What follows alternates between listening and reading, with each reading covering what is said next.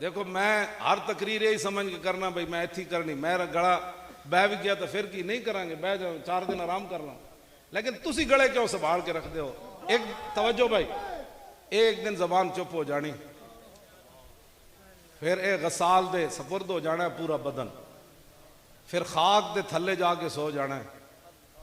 क्यों जी, जागना है जाग ले आज अफलाक के साए तले, हशरत तक सोना पड़ेगा खाक के साए तले।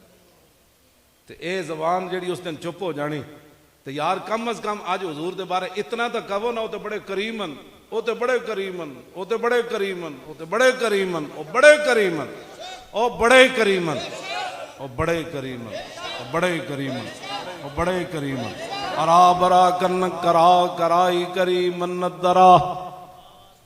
ये हजरत बिलाल ने हुजूर दी जी नात पढ़ी ना हबशी जबान है, आप दी नात दा मिसरा उथे हजरत बिलाल दी कबर अनवर दे सामने जी दीवार है ना उथे लिखा। आज भी मैं जो हाजिर होया ना, मैं हाथ लाया तो मैं करंट पिया, हकीकत करंट पिया हजरत बिलाल दी कबर ते। मैं कहा जनाब मैं तो कुत्ता हाजरी देना आ, सानू खड़न तो दो।